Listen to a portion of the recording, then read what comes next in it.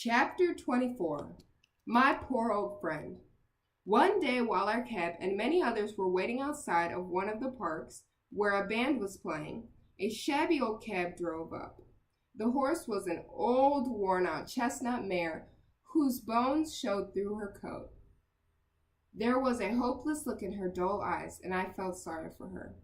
Suddenly, I began to think that I recognized this horse. I tried to think of where I had seen her before. She saw me looking and then returned my gaze. "Black Beauty, is that you?" she asked. "Ginger, can it be?" I returned. "Yes, it's me," she cried. "Poor Ginger! She was so changed. Her neck was once beautifully arched and glossy. Now it was thin and fallen in. Her legs were once straight and strong, but they were now thin. Her face was once full of spirit and life, but now it was full of suffering.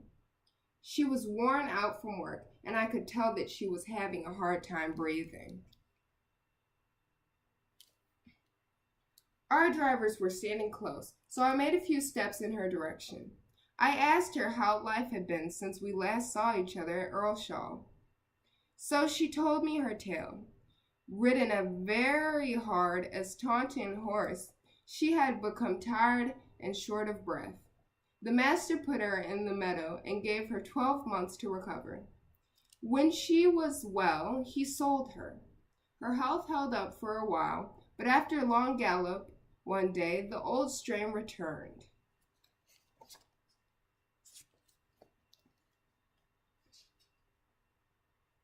In this way, she was sold again and again, each time landing in a tougher spot than before.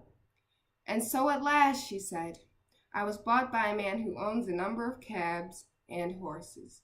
He leases them to drivers who whip me and overwork me so that they can pay the owner and still make the money for themselves.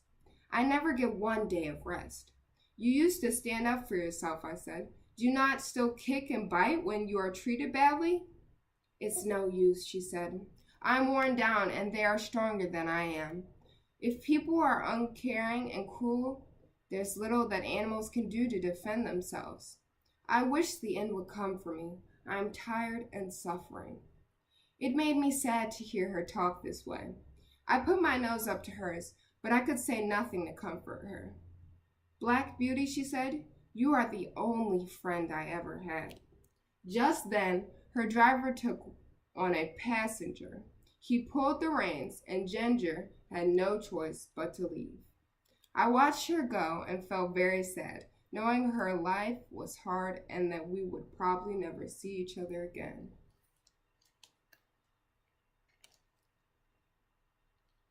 Not many days after this, I saw a cart carting a chestnut mare. The poor animal was thin and sunken in, and it was not breathing. I felt sure that it was Ginger, and for days afterwards, I felt only sorrow. She had had such a hard life.